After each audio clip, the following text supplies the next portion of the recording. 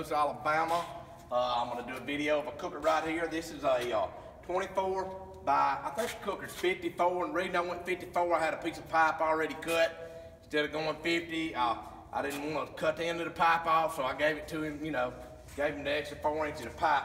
This is our cabinet models. These are our most popular models today because of ease of opening the door. I had a guy come by the other day. He said his son had bought a cooker from us 2 or 3 years ago, and he said, man, he said, I don't know why he didn't get cabinet doors. He said, that is the only way to go. And I agree. It's more work for me. It's better for you. Do what you want, you know. But anyway, this is a 24 by 54. The difference in this cabinet than our standard cabinet is an elevated cabinet, so it's 26 inches tall. It is not the straight back cabinet. You can get a straight back cabinet. This is just a standard cabinet elevated.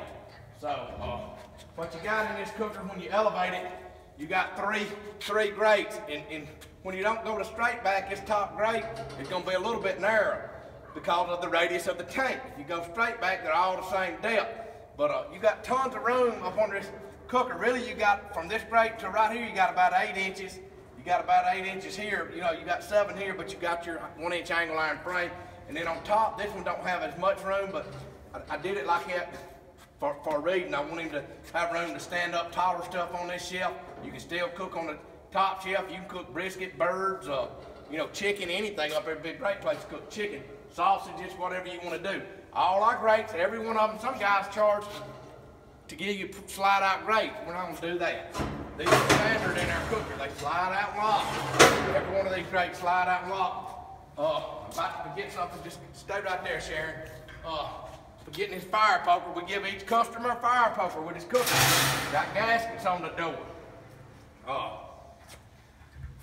So anyway, this you know, it's a really nice size cooker, a lot of room. This shelf on this cooker, there it is right there. You move it, you take it off, get it out of the way. If you don't want it out of the way, Junior don't come running around that thing and bust his head on it. So that's another thing we do.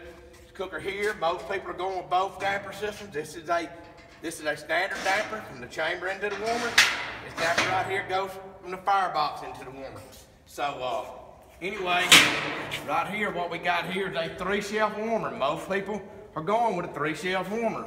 3-shelf warmers. I got more room up on this top shelf. It all depends on the size of the cooker, but the whole thing's always gonna be 4 foot tall. Some warmers are a little bit bigger depending on how tall your firebox is, but you always have room for 3 shelves. A lot of guys go with 2, some go, with 3. Most go with 3, some go with 2, but very rarely. Why would you not want for the price to add, it's like 85 bucks to add that 3rd shelf and, you know, have you some more room to cook. Got a standard charcoal pan up under here, right here. It's got a deflector in there. I didn't put it in there. I'm glad I looked. I'll go get it. Anyway, it's on a cart. These tires here are 8-inch boat trailer tires. Up front, those are 8-inch pneumatic air-filled tires. This cooker's heavy. This cooker probably weighs 1,300 pounds. So, but it'll move. It'll move on concrete. It'll move on grass. You know, if you got somebody behind you giving you a little shove, I could probably move it anyway. I'm a pretty stout boy. But this cooker moves fairly easy. You got your our stacks all go up, twist, go back, lock down. These guys right here built this cooker. We're going with some new tags eventually. That's some of our older tags, or our original tags that we did. We put pinwheel dampers on here to where a lot of guys love to get in here with charcoal and cook. They do. Or either they'll take them, you know, it's just a number of things you can do. I can go on and on and on about the details, but it's just tons and tons of things you can do on this cooker. Grease fittings on the hinges. These are River Country gauges. They're decent gauges, really good. They're adjustable. You just put them in boiling water, bring up 212 degrees and adjust them if you want to. But it does have the probe insert for your wireless thermometers if you want to use, you know, if you want to use that. Like I said, removable shelf, got an area down here to set stuff on. You see your grease drain right here, what you do is just get a restaurant pan, set it right here, slide it to your grease drain. Or, if you got a grease drain like that, you can put a close nipple, 1.5 close, 1.25 close nipple, a 45, another nipple, and you know, and get that thing off on an angle and drain it out here somewhere. You could run it out to here if you wanted to, it wouldn't matter. But with this cooker being a reverse flow cooker, the baffle plate, hey Buster, that's my little min pin, hey buddy. The baffle plate is going to have a, it's going to get hot, okay? You get heat associated from the baffle plate. Heat comes up, goes backwards, down, down this cooker. If all your dimensions are good and correct and, the cooker's built right, it's gonna cook good. There may be a little bit of difference on the shelf, as far as temps. It just depends on how you run everything, how you run your damper. Left to right, it's gonna be really close down through there. But a lot of guys like different heat zones, especially on a taller cooker because they'll cook certain foods at certain places, okay? Cooker's great to put your sides in here. If you close all these dampers, this is all in the insulated firebox. If you close all these dampers and do nothing, you're gonna run about 160 degrees in here. 160, 150 to 170, somewhere in there. If you start opening dampers, you're gonna climb a little bit. If you open both these dampers, open this stack, open that stack, or pinch this stack and open that stack, you're gonna draft all the way through. You can cook in here and here, close to the same temp. Close to the same temp.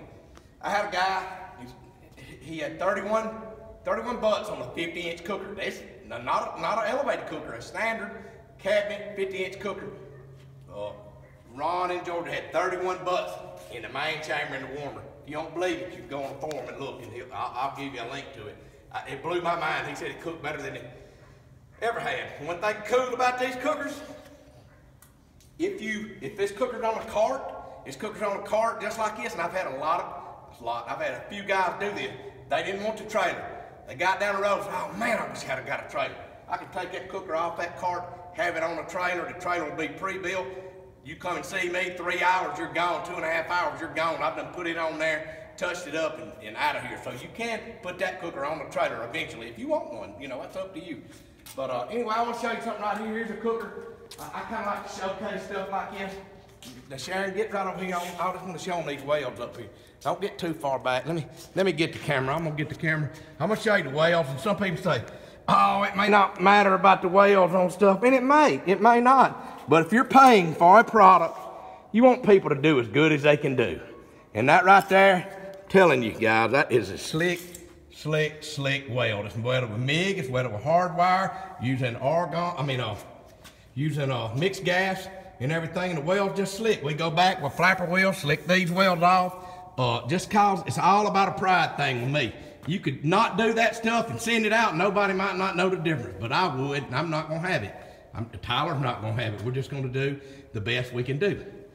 But it's just a pride thing. I think you should take pride in everything you do. Are we perfect? Absolutely not.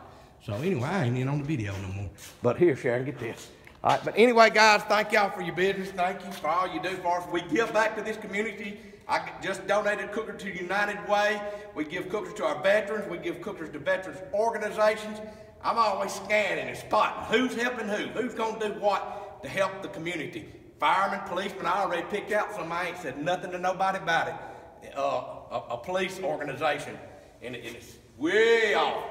They impressed me about something, and guess what? At the end of next summer, I'm gonna call them sometime and say, guess what, guys? I'm gonna build y'all a cooker. Let's talk about it and see what you want. I'm gonna give it to you. So I like to give, there's a thing that I like to do, and giving is one of them. That's just part of us. That's who I am. That's who this company's gonna be. Somebody told me a long time ago, if you're not willing to give away what you got, you can't keep it. So I believe that.